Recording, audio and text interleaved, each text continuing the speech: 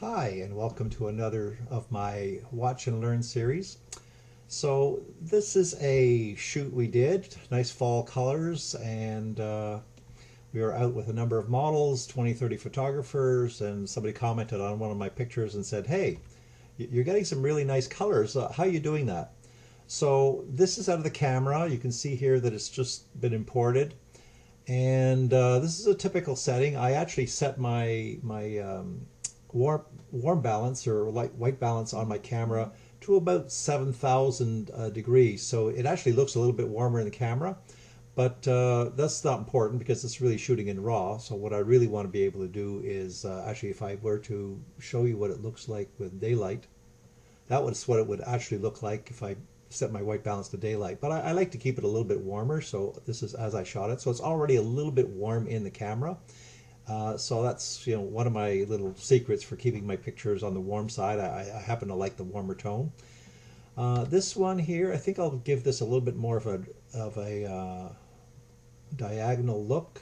Come down here, a little bit, make it a little bit more squarish because Instagram seems to like that, and all these models seem to like Instagram. Whoops, I kind of cut off her coat there. So I got a decision to make. Do I want to leave this gap beside the tree or cut off part of the coat?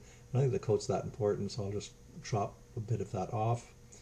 So there's my overall image. I'm going to boost the contrast a little bit. There we go. That added more color to her face. I don't want her face to be too yellow. I don't want her to look jaundiced, so I'm going to bring down the saturation. And I'm going to put up more of the vibrance. Vibrance tends to be a little bit more intelligent way of boosting colors. So the saturated colors don't get boosted as much as the unsaturated colors. So that's about it. Now, there's a lot of yellow and orange down in here, so maybe I want to give that a little bit more of a pop. So I'm going to go to HSL, and I'm going to change the hue of my yellow to something a little bit more orangey. There we go. It's really affecting the tree behind her. You see that? So I'm taking the yellow and turning it around. Now, luckily, she's not wearing a yellow dress, but even if she was wearing a yellow dress, so it gets a little bit more orangey. It's not like I'm doing a fashion magazine and I'm doing something for like a catalog, and the color yellow has to be exactly the way that the person's going to order it.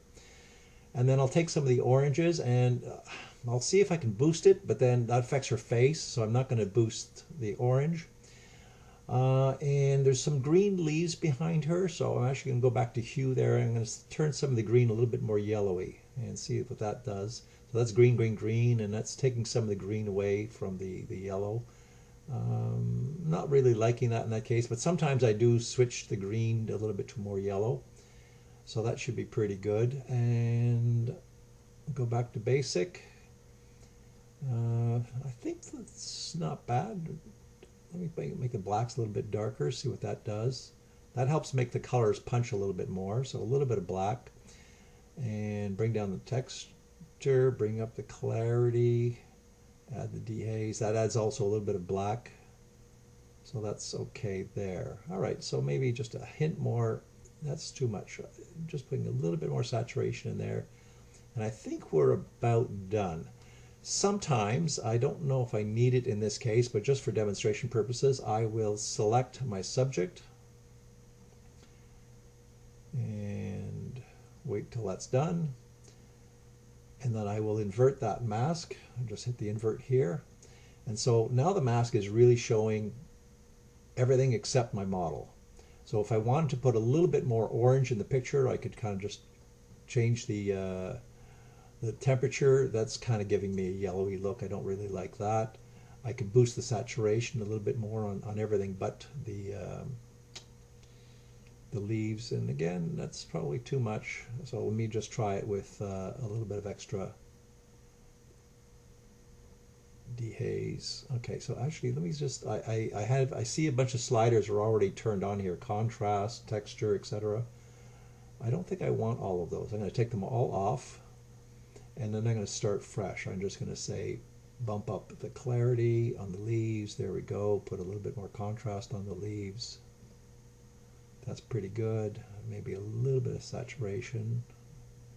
No, that's not too much. Let me go to see if I can give this a little bit. There's a lot of orange here. If I want to give it a little bit more of a tint, I can actually do something with red.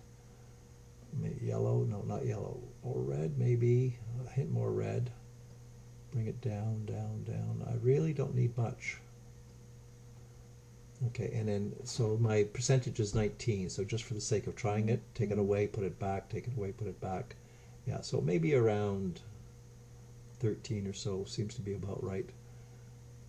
And so this is what we started with, backslash, and this is where we ended up. Not too bad. I lost some texture in the tree, which I don't mind. Her legs are on the dark side, that's fine. Let me put a little bit of light into the shadows. And actually, so what's happening here is I'm actually putting light into the shadows everywhere except on the model, because I'm still on the mask. So I'm going to come back and leave that over there, close that, and I'm going to add more to shadows overall. There we go, that's about right. Maybe reduce the intensity of the highlights, and now go back and forth, there we go. So this is right out of the camera, lots of yellows and greens, the orange doesn't pop, and this is a much warmer tone. And I guess I'm pretty happy with that. There's a highlight happening on the bench over there that isn't happening over here. I'm just going to dull that a little bit, so I'm going to just put a gradient over here somewhere, and I'll just, whoops, come on, there we go, and I'll just double click. So that's my mask, and then I'll just take the highlights and just bring that down a little bit. There we go, and maybe bump up the contrast. So that way that highlight is a little bit gone. I'm going to take away some of that texture, some clarity. There we go. So that doesn't draw my attention as much. So I just soften this little area. And that should do it. So there's a little quick tutorial on popping your fall colors.